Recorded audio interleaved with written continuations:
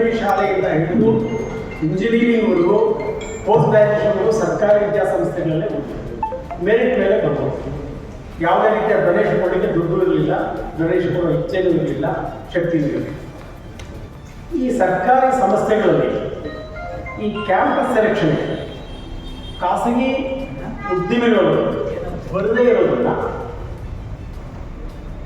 ಏನು ಅದನ್ನು ಖಂಡಿಸಿ ಅಂತ ಹೇಳೋಣ ಅಥವಾ ಅದನ್ನು ಗಮನಿಸಿ ಸರ್ಕಾರಿ ಶಾಲೆಗಳಲ್ಲಿ ಹೋಗ್ತಾ ಇರ್ತಕ್ಕಂಥ, ಸರ್ಕಾರಿ ಕಾಲೇಜುಗಳಲ್ಲಿ ಹೋಗ್ತಾ ಇರ್ತಕ್ಕಂಥ ವಿದ್ಯಾರ್ಥಿಗಳಿಗೂ ಸಹ ಒಂದು ಕ್ಯಾಂಪಸ್ ಸೆಲೆಕ್ಷನ್ನ ಒಂದು ಅವಕಾಶ ಕಲಿಸಬೇಕು ಅಂತಕ್ಕಂಥದ್ದು ನಮ್ಮ ಈಗಿನ ಒಂದು ಹೋರಾಟ ಅಭಿಯಾನ.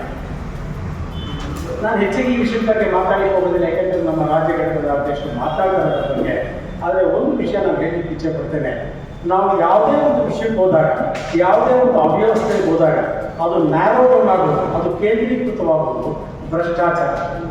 ಇವತ್ತಿನ ದಿನ ಸರ್ಕಾರಿ ಕಾಲೇಜುಗಳಿಗೆ ಉದ್ಯಮಗಳು ಬರ್ತಾ ಇಲ್ಲ ಅಂತ ಹೇಳಿದ್ರೆ ಅವ್ರು ತಪ್ಪಲ್ಲ, ನಮ್ಮ ತಪ್ಪು. ಸರ್ಕಾರಿ ಕಾಲೇಜುಗಳು ಸರ್ಕಾರಿ ಕಾಲೇಜುಗಳು ಯಾಕೆ ಅದು ಏನು ಉತ್ಸಾಹ ತಗೊಳ್ಳೋದಿಲ್ಲ? ಯಾವ ಕಾರಣಕ್ಕೋಸ್ಕರ ಇರ್ತಕ್ಕಂಥ ಪ್ರಾಂಶುಪಾಲರಾಗಲಿ ಅಥವಾ ಲೆಕ್ಚರರ್ಸ್ ಆಗಲಿ, ಉಪನ್ಯಾಸಕರಲ್ಲಿ, ಪ್ರೊಫೆಸರ್ಗಳಲ್ಲಿ ಯಾತಕ್ಕೆ ಆಸ್ತಿ ತಗೊಳ್ಳೋದಿಲ್ಲ, ಉತ್ಸಾಹ ತಗೊಳ್ಳೋದಿಲ್ಲ, ಇಂಟ್ರೆಸ್ಟ್ ತಗೊಳ್ಳೋದಿಲ್ಲ?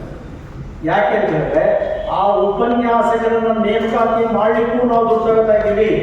ರಾಜಕಾರಣಿಗಳು ಕೊನೆಗೆ ಕೇಂದ್ರೀಕೃತವಾಗುವುದು ಭ್ರಷ್ಟಾಚಾರ, ರಾಜಕೀಯದಲ್ಲಿರ್ತಕ್ಕಂಥ ಭ್ರಷ್ಟಾಚಾರ.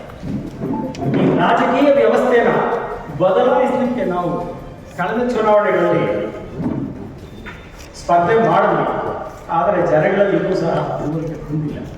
ಹಾಗಾಗಿದ್ದೇನು ಆಮ್ ಆದ್ಮಿ ಪಕ್ಷದಲ್ಲಿ ಇರತಕ್ಕಂಥ ಅಭ್ಯರ್ಥಿಗಳು ಎಷ್ಟೇ ಏನು ಶಕ್ತರಾಗಿದ್ದರು, ಎಫಿಷಿಯೆಂಟ್ ಆಗಿದ್ದರು, ಸಮರ್ಥತೆ ಇದ್ದರೂ ಕೂಡ ಯಾವುದೇ ಒಬ್ಬ ಅಭ್ಯರ್ಥಿನ ಗೆಲ್ಲಿಸುವಲ್ಲಿ ಜನಗಳು ಅಸಫಲರಾಗಿದ್ದಾರೆ. ನಾವು ಸೋತಿಲ್ಲ, ಜನಗಳು ಸೋತಿದ್ದಾರೆ.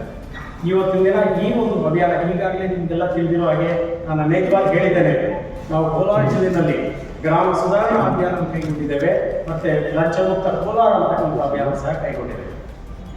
ಮುಂದಿನ ದಿನಗಳಲ್ಲಿ ನಾವು ಪ್ರತಿ ಕಚೇರಿಗೂ ಭೇಟಿ ಮಾಡಿ ಆ ಕಚೇರಿಗಳಿರ್ತಕ್ಕಂಥ ನ್ಯೂನತೆಗಳ ಬಗ್ಗೆ, ಅಲ್ಲಿ ಯಾವ ರೀತಿ ಅಭಿವೃದ್ಧಿ ಪಡಿಸ್ಬೋದು ಅನ್ನೋದ್ರ ಬಗ್ಗೆ, ಭ್ರಷ್ಟಾಚಾರ ನಿಲ್ಲಿಸೋದ್ರ ಬಗ್ಗೆ ಹೇಗೆ ನಾವು ಕ್ರಮ ತಗೊಳ್ಬೋದು ಅನ್ನೋದ್ರ ಬಗ್ಗೆ ನಾವು ಅದನ್ನು ಎಲ್ಲ ಅಧಿಕಾರಿಗಳಿಗೆ ಮಾಡಿ